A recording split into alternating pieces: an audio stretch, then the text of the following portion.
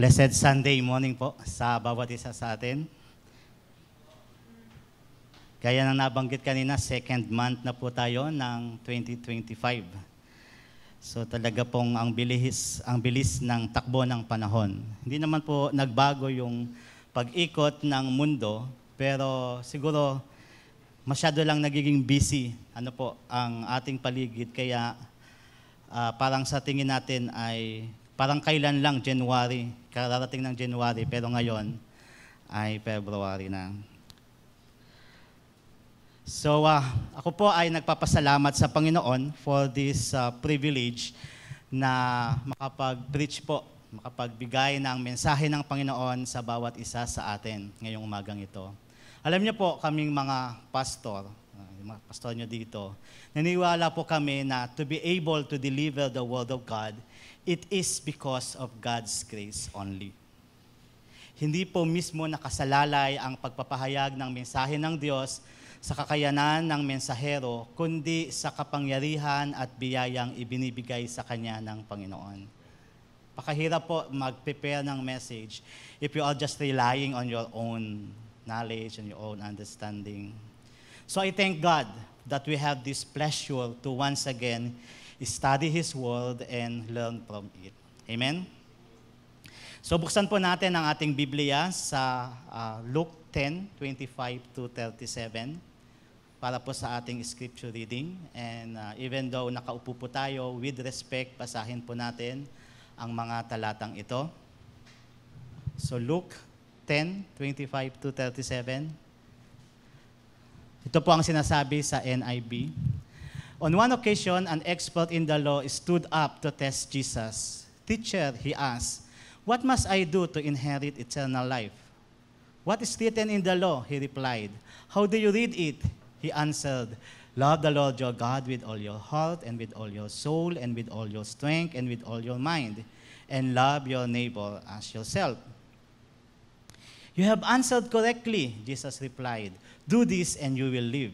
But he wanted to justify himself, so he asked Jesus, "And who is my neighbor?" In reply, Jesus said, "A man was going down from Jerusalem to Jericho when he was attacked by robbers. They stripped him of his clothes, beat him, and went away, leaving him half dead. A priest happened to be going down the same road, and when he saw the man, he passed by on the other side.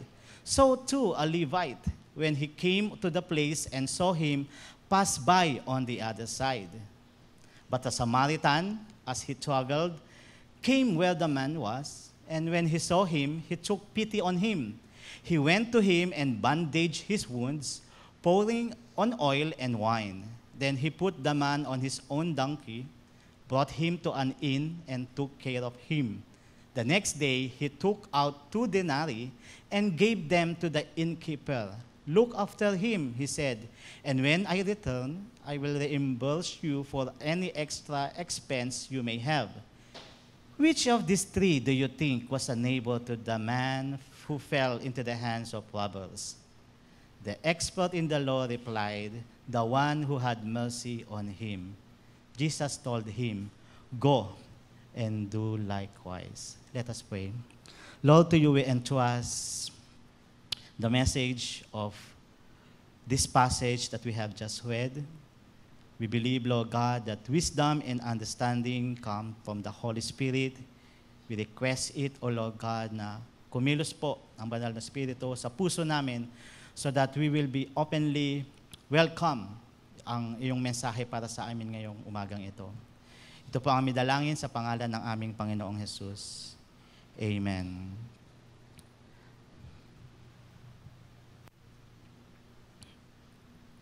How is your relationship with other people? Yung people within your scope of reach o yung mga nakakasalamuha mo ng madalas. Sample, katrabaho, kaklase, kapitbahay o ka-churchmate. How is your relationship with them?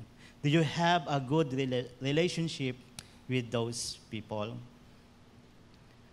Last Sunday po, sinimulan natin ang theme for this month about relationships. Ng isang mensahe about loving God, particularly how to have a strong relationship with Him.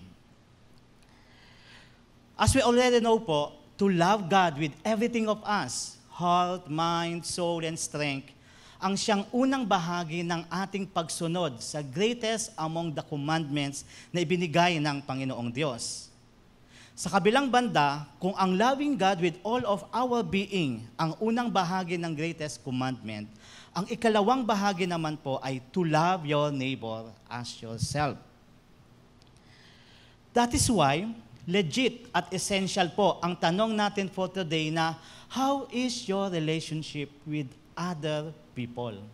Kasi sinasalamin po ng ating pakikitungo sa ibang tao kung gaano ba natin nasusunod ang ikalawang bahagi ng greatest commandment ng Diyos.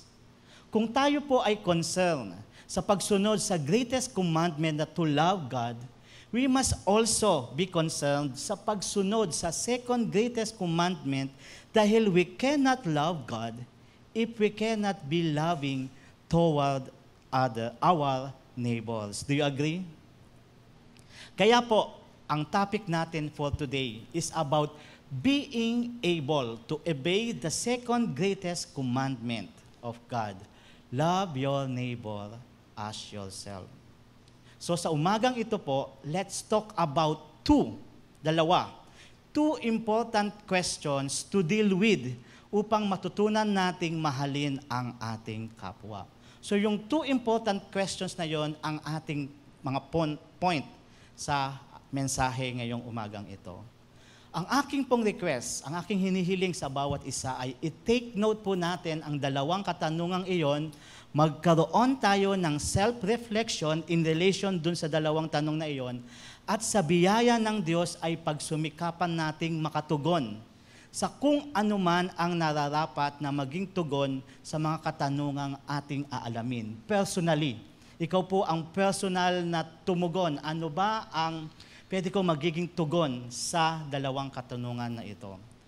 Naniniwala po ako na kung intentional na gagawin natin ang mga iyon, makakasigurado po tayo na matutupad natin hindi lang ang greatest, kundi maging ang second greatest commandment ng ating Panginoong Diyos. So let us begin discovering the two essential questions by running through our text. So magra-run through po tayo sa ating text. Hihimay-himayin po natin ito. So let us begin. Dito po sa ating text, you may check your Bible. Sa verse 25 po, may isang dalubhasa sa kautusan o eskriba ang lumapit kay Jesus. So scribe po ang tawag sa kanila. So bilang eskriba, siya po ang responsable sa pagkopya at pagpreserba ng mga sacred texts ng Jews. Thanks to them din dahil kaya meron, umabot po until now yung Bible sa atin from the original kasi meron pong mga scribes na kopya nito. So sila po yung kumokopya at nagpe-preserba noon, iniingatan nila na manatiling buo yung mga sacred text na yon, Hebrews book, gaya ng Hebrews books, sa atin namang mga Kristyano, OT books natin yon. Then sila din po yung eksperto sa kautusan. So since eksperto po sila sa kautusan, sila na rin ang responsible sa pag-i-interpret ng law na nakasulat dun sa scriptures dahil nga kabisado nila yon. Sa madaling salita, itinuturing din silang religious lawyers. Now, going back to the story, lumapit po kay Jesus ang lalaking ito upang subukin and to put him under trial. Ang tanong po niya, Guro, ano ang dapat kong gawin upang magkamit ng buhay na walang hanggan? Sa time po na iyon, ang pagkakaroon ng buhay na walang hanggan ay tumutukoy din o equivalent sa pagpasok sa kingdom of God. So in a way, ang eskriba pong ito ay nag-i-inquire kung paano raw ba siya makakapasok sa paghahari ng Diyos. Ganun pa man, gaya po ng nabanggit na ni Lucas dito, ang tanong na iyon ay hindi isang katanungan na nagmumula sa isang nagnanais matuto. Nagtatanong siya o itinanong niya iyon upang hamunin si Jesus kung gaano ang nalalaman niya tungkol sa kautusan ng Diyos.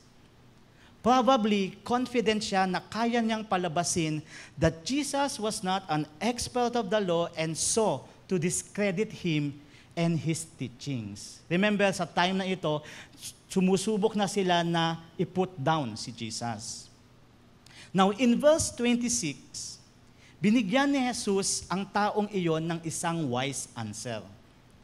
This is how we should answer someone who asks us question pero wala namang intensyon na matuto kundi nanunubok lang talaga. Ibalik mo sa kanya ang tanong.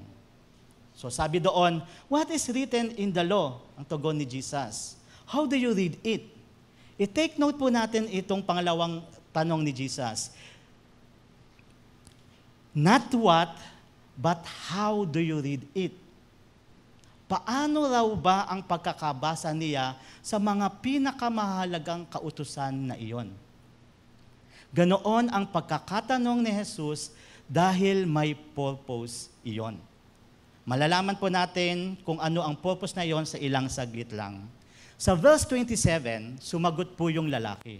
Ibigin mo ang Panginoong mong Diyos ng buong puso mo, buong kaluluwa mo, buong lakas mo, at buong pag-iisip mo. At ibigin mo ang iyong kapwa gaya ng pag-ibig mo sa iyong sarili.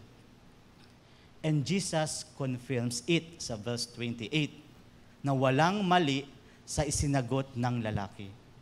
So in this way of initial conversation, inireveal ni Jesus na alam naman pala ng taong iyon ang sagot sa tanong niya. Alam nga niya ang nilalaman ng kasulatan. Pero kumbaga, hindi nakikipag-debate dito si Jesus. Pero, kahit alam niya, alam ng lalaki ang sagot at ang nilalaman ng kasulatan, hindi naman niya malalim na nauunawaan ang kahulugan ng mga iyon. And so, the question, how do you read it? Paano mo ba nababasa iyong nabasa mo na iyon? The expert in the law knows the what of the greatest commandments of God, but he does not know the how of them. It reveals that ang expertise at katalinuhan ng lalaking iyon sa information on how to inherit eternal life ay insufficient o hindi sapat para personally ay maranasan niya ang eternal life. Mayroon pa rin kulang sa lalaki at inireveal pa iyon ni Jesus sa sumunod niyang sinabi. Anong sumunod niyang sinabi? Do this. Gawin mo iyon. Love the Lord your God with all your heart, with all your mind, and with all your strength, and with all your soul. And love your neighbor as yourself. Then, you will indeed inherit eternal life. Siguro nga po, ang lalaking iyon o ang lalaking ito ay walang problema in doing the acts of loving God. Since he is a prominent religious person, he copies the scripture and he preserves it. Iniingatan niya ang scripture na yon at nag-i-interpret siya doon. So for him, I have nothing wrong loving God. I am loving God. So as for him, nasusunod naman niya ang greatest commandment na loving God. Pero may problema po siya. May problema siya sa second greatest commandment in loving his neighbor as himself na nagpapakitang may kulang pa nga sa kanya. He could love no one else but himself. He could love no one else but himself. Bakit natin nasabi? Napatunayan po iyon sa verse 29. No, sabi po sa verse 29, but he wanted to justify himself, so he asked. Kumbaga, parang tinamaan siya at napahiya nang para bang nasabi sa kanya ni Jesus, alam mo naman pala ang kautusan at talubhasa ka nga doon. Bakit hindi mo gawin iyon? Do it. Love God and love people. Alam mo naman, iyon. So, para ma-vindicate ang sarili, dahil deep inside, parang natamaan siya, because he wanted to justify himself, na wala namang problema sa kanya, nagtanong uli ang lalaki, and who is my neighbor? Sino naman ang aking kapwa?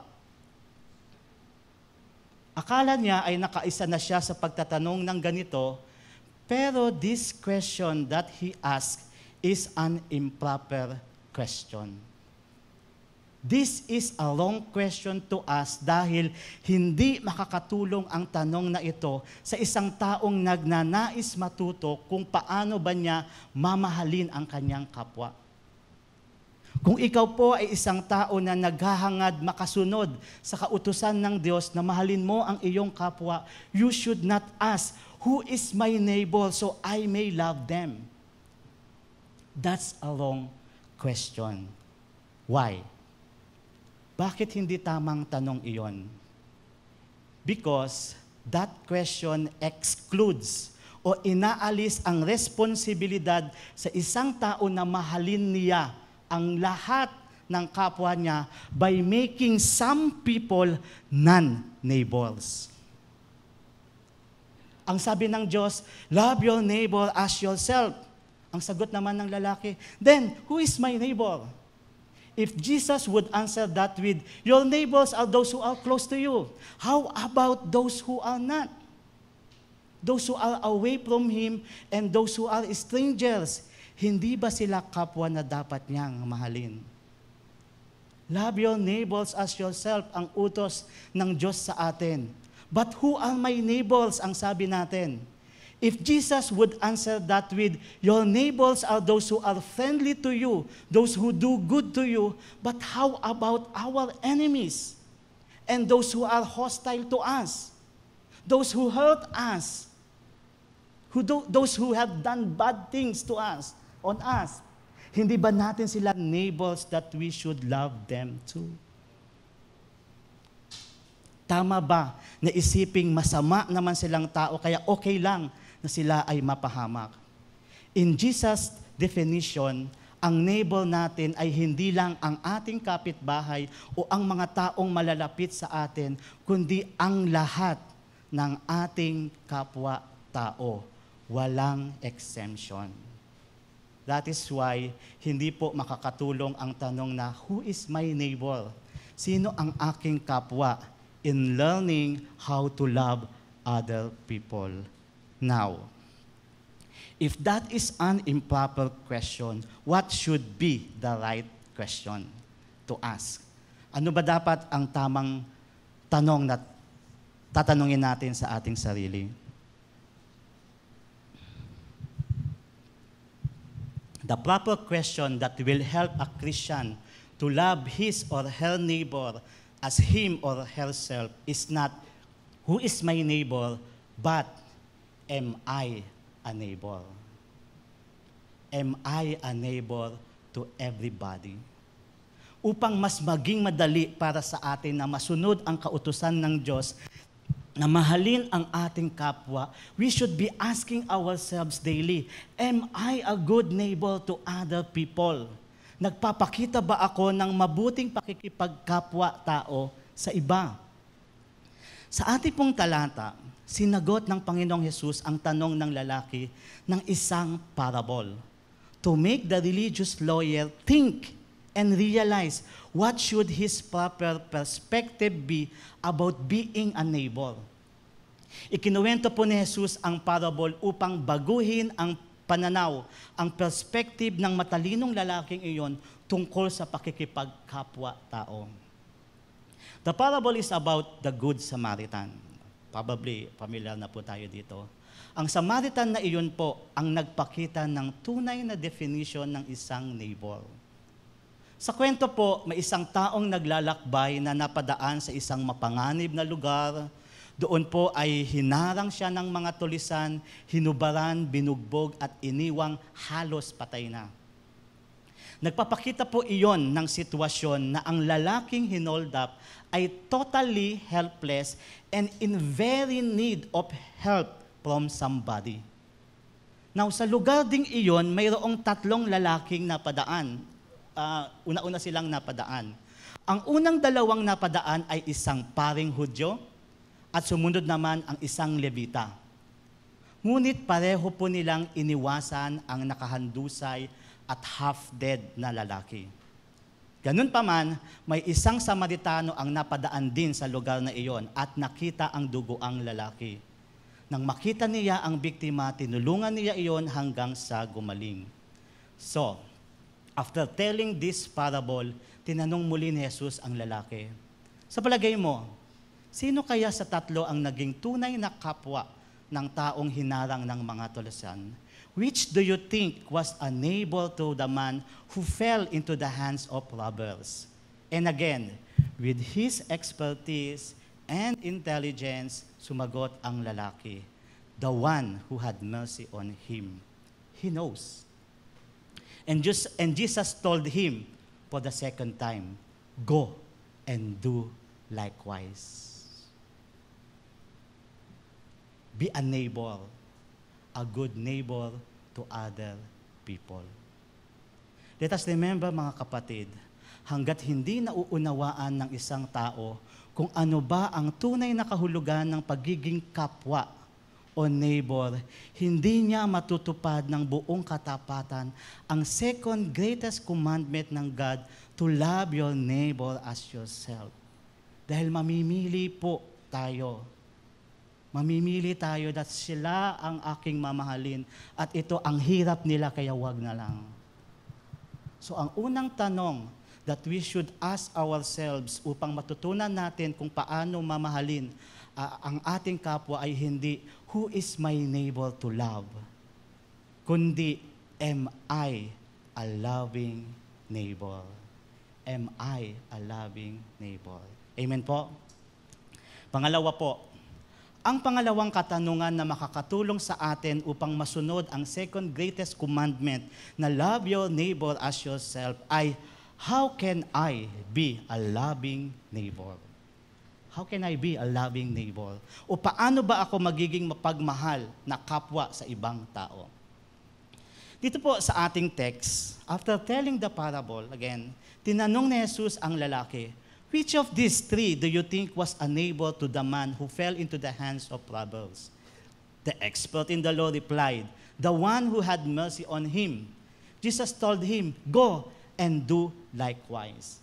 So, tignan po natin ang conversation na ito, at ang conversation po kasi na ito ni Jesus at ng lalaki ay nagpapakita na ang parable na ibinahagi o na ibahagi ni Jesus ay naglalaman ng isang pamamaraan kung paano mamahalin ng isang tao ang kanyang kapwa. Pansinin po natin yung go and do likewise.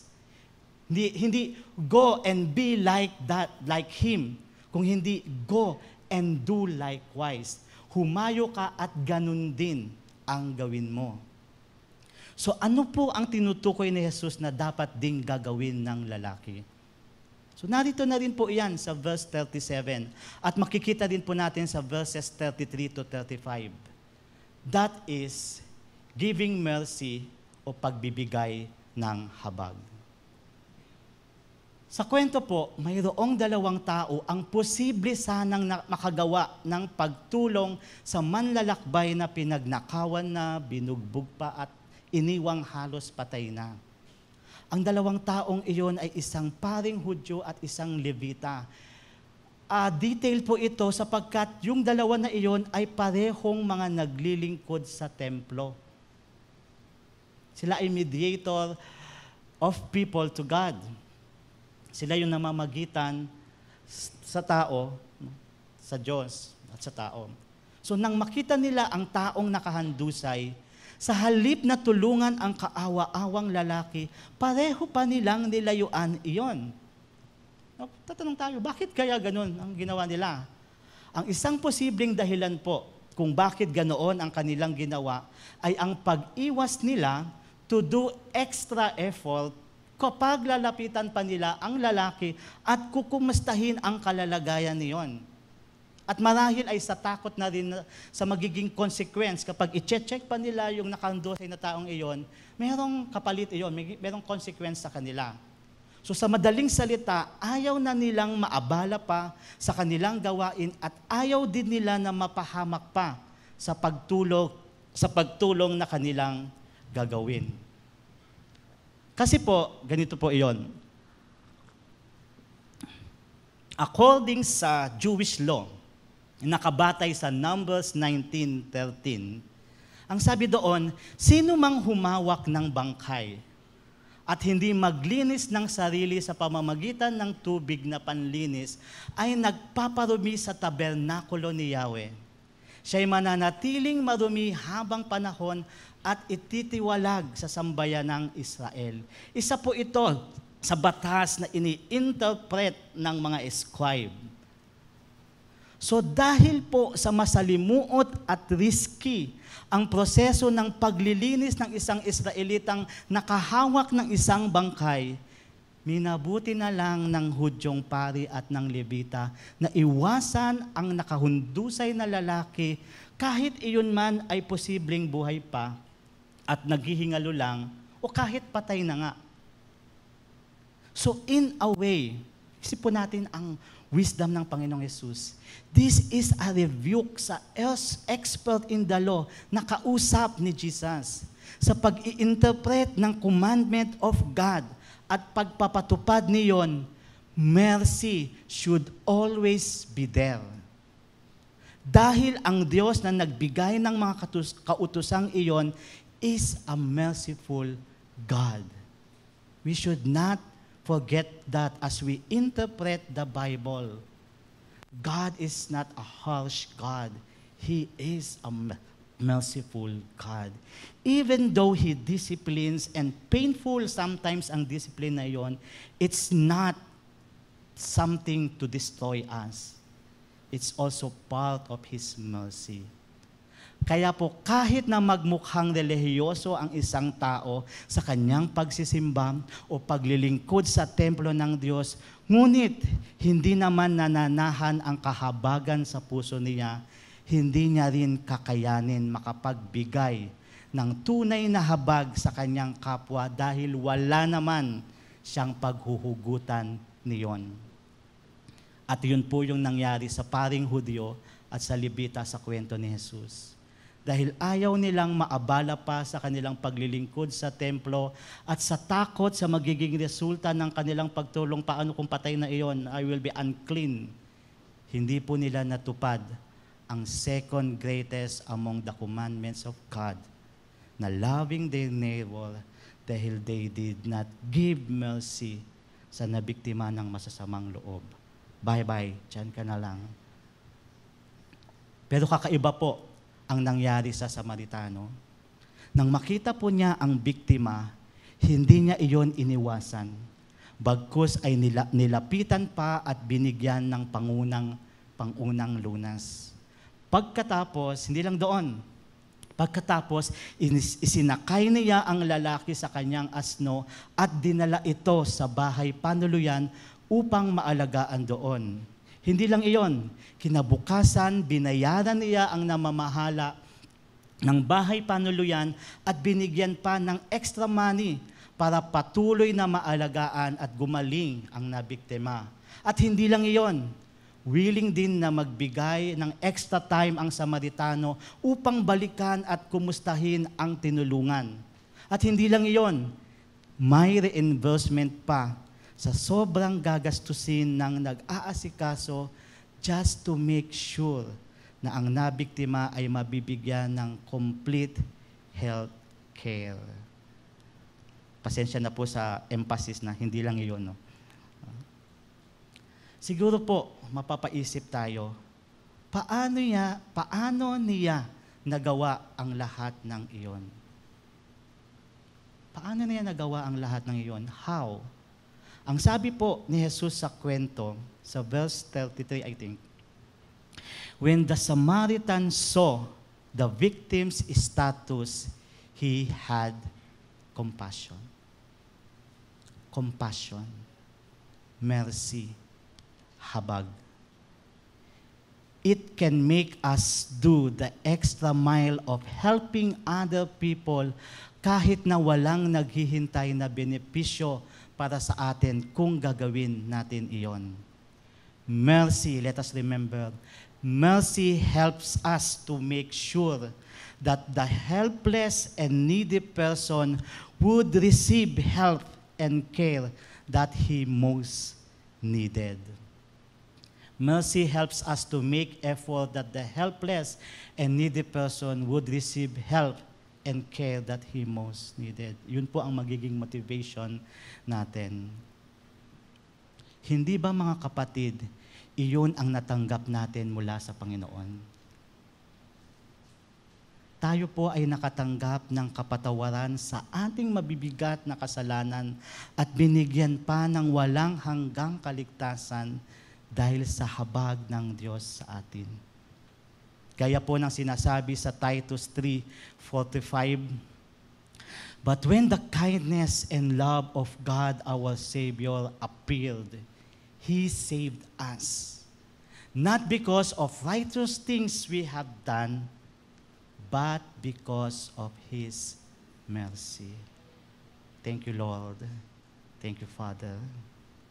Bagamat mahirap, mga kapatid, makakayanan ng isang Kristiyano ang makapagbigay ng habag sa kapwa niya sapagkat siya rin mismo ay nakaranas ng habag mula sa Panginoon. So remember, the best mercy that we can give to and share with other people is God's mercy. Alam niyo po mga kapatid, ang pagtulong at pag-aasikaso sa isang tunay na nangangailangan, lalo na sa mga naliligaw pa ng landas, ay naturally naman nalilitaw kung ang isang tao ay may habag na nananahan sa puso niya. Hindi po iyon na ipakita ng Hudyong pari at hindi rin iyon na ipakita ng Levita sapagkat walang habag na nakapisan sa puso nila. Hindi man lang nila naisip na baka humihinga pa ang taong iyon at masasagip pa nila ang buhay na iyon. Baka hindi naman totoo ang kinakatakutan ko na baka magiging unclean ako. Hindi po nila naisip iyon because there was no mercy living in their hearts. That is why showing or giving mercy is really a challenge, a difficulty for some. Para sa isang taong gaya ng lalaking sumubok kay Jesus. As implied in the parable, to be able to inherit eternal life or to enter in the kingdom of God, kailangan munang bumukal ang habag sa puso ng isang tao. Ngunit hindi po iyon sisibol sa puso ng religious loyal sapagkat hindi pa niya natatanggap sa kanyang puso kung sino ba si Jesus. Pagkus tinetes pa nga niya iyon to discredit Him. And so, nagpapakita rin na wala pa siyang pananampalataya sa Kanya. Full of knowledge of who God is. And when you ask Him, He can give the right answer. But He does not know the how of those answers. Dahil hindi naman niya personal na naranasan iyon. One observation to take note, mga kapatid, na ang mabuting Samaritano is just a fictional character. Fictional character po ito, na ikinuwento ni Jesus sa lalaki. He told the story of a good Samaritan to make a point. Actually, that's a parable. A parable is to make a point, to give a lesson. And that point is a good and loving neighbor is someone who is merciful to his neighbor. Ganun pa man, bagamat ang mabuting Samaritano sa kwento ay isang fictional character, si Jesus na siyang nagkwento at nagbuo sa karakter na iyon is real. Siya po ay totoo. He is not a fictional person or a make-up character to make a point. He gives the point. He is the one who knows who is a good neighbor, and He is also the one who knows how to be a loving neighbor. Sa katunayan nga, the story of the Good Samaritan points out to the character and values of Jesus. Ano ba ang ipinapahalagahan ng Panginoong Jesus? Si Jesus ang best example ng isang good and loving neighbor sapagkat He is friend to anyone, even sinners. Therefore, sa Kanya dapat titingin at Siya dapat ang tutularan ng lahat ng nagnanais na makatanggap ng buhay na walang hanggan at mapabilang sa mga pinaghaharian ng Diyos. Kaya po mga kapatid sa Panginoon, sa ating pamumuhay Kristiyano, as we aim to obey the second greatest commandment of God, which is to love our neighbor, hindi po angkop na tanungin natin ang ating sarili, who is my neighbor so I may love them? That is a wrong question. Sa halip, tanungin natin ang ating sarili, how can I be a loving neighbor to others? How can I be a loving neighbor to others? And let us remember, sharing God's mercy is the great way to love our neighbor. It's good to bring them food, kaya ng mga nakauglian sa probinsya. Pag may niluto kang munggo, dalhan mo nga ang kapitbahay natin. Hindi lang yung tutulungan mo sila na diligan yung halaman nila kung wala sila. That's nice. But kung hanggang doon lang, we are loving them a little. But to greatly love them, we have to share God's mercy sa kanila. Maranasan din nila ang mercy ng God. Amen po. So dyan po nagtatapos ang mensahe ng Panginoon para sa atin ngayong umagang ito. Sa nagdaang ilang minuto, na-discover po natin ang dalawang katanungan na makakatulong sa atin upang masunod ang pangalawa sa pinakamahalagang utos ng Diyos. Mahalin mo ang iyong kapwa gaya ng iyong sarili. Muli, akin pong hinihikayat ang bawat isa sa atin na pagmuni-munihan ang mga katanungang ating natutunan.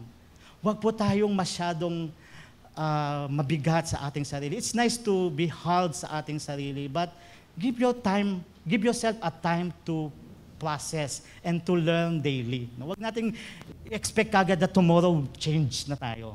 Kung hindi, as it daily, pagmuni-munihan natin yun, naging mabuti ba akong kapwa sa aking neighbor ngayong umagang ito, hindi lang yung kapitbahay, kundi sa aking nakasalamuha. So habang umaasa po sa biyayang ibinigay ng Panginoon, pagsumikapan nating makatugon sa kung anuman ang nararapat na maging tugon sa mga katanungang ating natunghayan. Am I a good neighbor? And how can I be a loving neighbor? Maaari po tayong magsimula sa pagtuon ng ating panangin kay Jesus at pagtulad sa mga ginawa niya. He is friend to anyone, even those who do bad things. Salamat po sa biyaya ng Panginoon. God bless us.